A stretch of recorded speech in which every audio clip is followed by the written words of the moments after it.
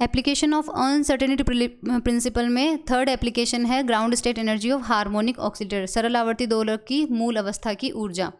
तो जब कोई ऑक्सीलेटर वाइब्रेशन करता है तो उसे हम कहते हैं सरल आवर्ती दोलक। और आपको पता होगा कि इसकी जो एनर्जी होती है वो दो ऊर्जाओं के टोटल से बनती है, काइनेटिक और पोटेंशियल।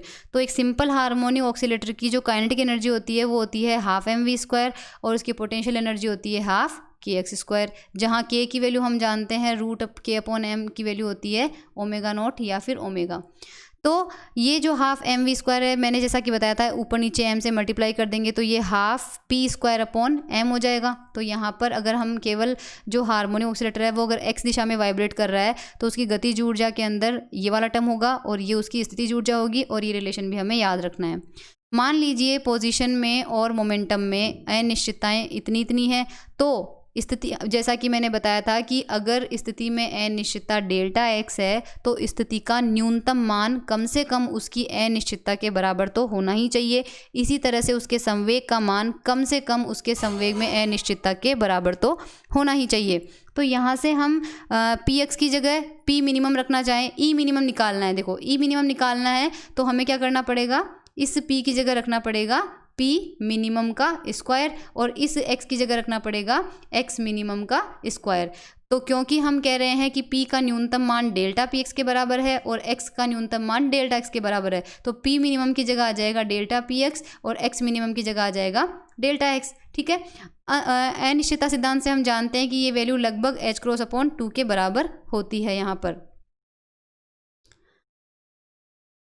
ओके, यहाँ पर थोड़ा सा करेक्शन करना है। तो देखो अपन को निकालना है ई मिनिमम, तो ई मिनिमम अपन वापस निकाल लेते हैं, कोई बात नहीं। ई मिनिमम का आंसर हो जाएगा 1/2m, ये 1/2m एज इट इज रखा है मैंने, ठीक है, ये 1/2m रख दिया। साथ में आ रहा है डेल्टा px। अब डेल्टा px की वैल्यू यहाँ से निकालनी है। देखो डेल्टा px यहाँ से निकालेंगे तो ये डेल्टा x कहाँ चला जाएगा, यहाँ आ जाएगा 2 के नीचे। तो ये वैल्यू किसकी हो जाएगी, डेल्टा px की वैल्यू, और वो वैल्यू हमने यहाँ पर पुट कर दी क्योंकि इस फॉर्मूले में हमें यहाँ पर ये वैल्यू रखनी है। तो h×2 डेल्टा x हो जाएगा डेल्टा px की वैल्यू, और यहाँ पर एज इट इज़ रहने दो। इसमें दोनों में 1/2 कॉमन आ जाएगा, अंदर बचे हुए टर्म को हमने इक्वेशन नंबर 1 नाम दे दिया। ठीक है, माना डेल्टा x को हम रिप्लेस करते हैं r से। देखो इस r का कोई मतलब नहीं है, केवल डेल्टा x की जगह हम r रखेंगे क्योंकि हमें डिफ्रेंसिएशन करना है, तो d और डेल्टा दोनों सिंबल के साथ हमें डील ना करना पड़े, इसलिए इस डेल्टा x को हम नया वेरिएबल मान लेते हैं r। आप चाहें तो यहाँ पर t a b कुछ भी मान सकते हैं जो आपकी इच्छा हो।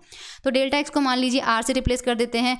तो एनर्जी अब हमें क्या करना है कि अनिश्चितता का मिनिमम मान निकालना है, और क्योंकि हमें एनर्जी की मिनिमम वैल्यू चाहिए। मिनिमम वैल्यू क्यों चाहिए, क्योंकि हेडिंग में हमने बोला था ग्राउंड स्टेट एनर्जी आनी चाहिए, और ग्राउंड स्टेट एनर्जी हमेशा क्या होती है, न्यूनतम ऊर्जा, मिनिमम एनर्जी। तो हम पोजीशन की वो वैल्यू निकालेंगे जिस पर हमें एनर्जी की मिनिमम वैल्यू मिल जाए। तो for E to be minimum dE/dr की वैल्यू क्या होनी चाहिए, 0 होनी चाहिए।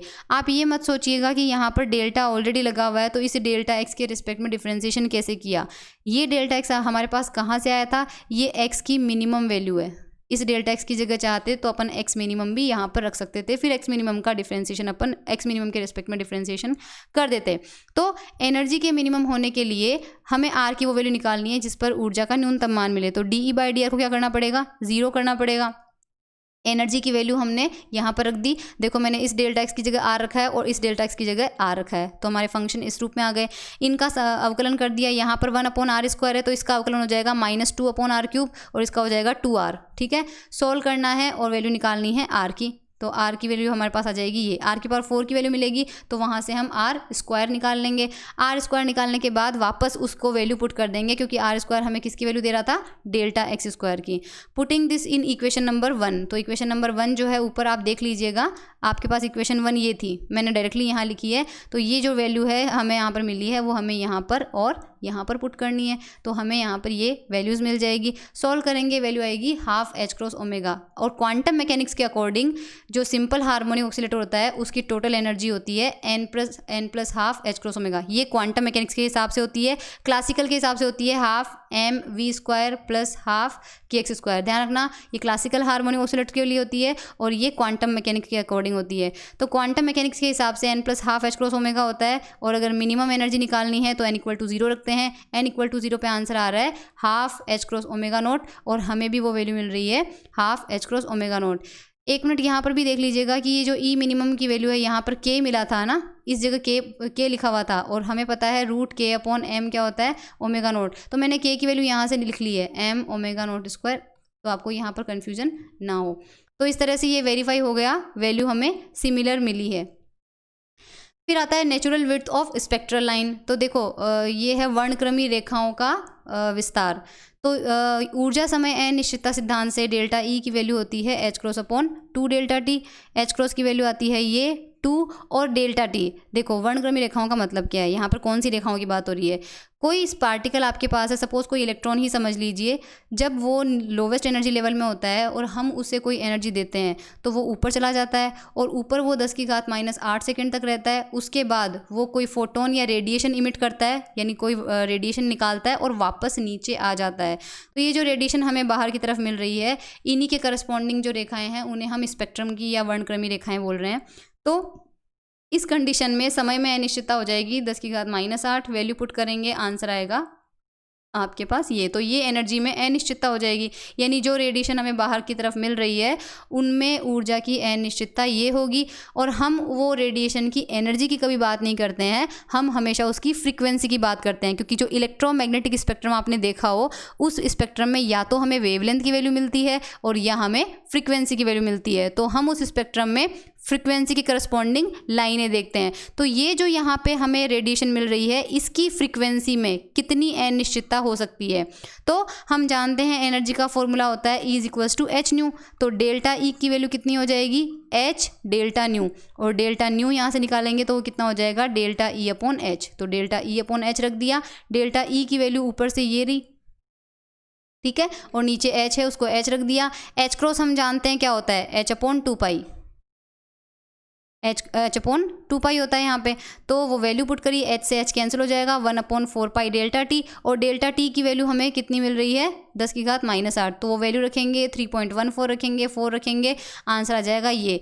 तो ये होगा जो भी हमें इलेक्ट्रॉन जब वापस नीचे आएगा ग्राउंड स्टेट में, तो जो वो रेडिएशन इमिट करेगा उसकी जो फ्रीक्वेंसी मिलेगी, वो फ्रीक्वेंसी में इतनी अनिश्चितता होगी। और अब ये अनिश्चितता को विस्तार क्यों कहा, क्योंकि ये रेंज बता रहा है, यानी कि वो फ्रीक्वेंसी ν1 से लेके ν2 रेंज में हो सकती है। तो जो रेडिएशन बाहर की तरफ आएगी उसके करस्पॉन्डिंग अगर स्पेक्ट्रम में हम लाइन देखेंगे तो वो लाइन हमें एक जगह नहीं मिलेगी, वो हमें ν1 से लेके ν2 तक वो लाइन फैली हुई मिलेगी। तो ये उस पूरी रेखा का विस्तार माना जाएगा, क्योंकि वो एक ही ट्रांजिशन के करस्पॉन्डिंग है। यानी इलेक्ट्रॉन इस अपर लेवल से जब नीचे आया तो उसने एक ही रेखा उत्सर्जित करी, एक ही रेडिएशन डाली, उसकी फ्रीक्वेंसी फिक्स होनी चाहिए, पर अनिश्चितता की वजह से हमें वो फ्रीक्वेंसी की एक वैल्यू नहीं मिली है, बल्कि वो फैली हुई है एक रेंज में। तो उसकी कुछ ना कुछ चौड़ाई मिलेगी, और उसी चौड़ाई को हमने नाम दिया है नेचुरल विड्थ, और उसकी विड्थ यही होगी, ठीक है। ये डेल्टा न्यू जो है ये उसी की विड्थ को रिप्रेजेंट करेगा। तो ये अनिश्चितता सिद्धांत के अनुप्रयोग थे।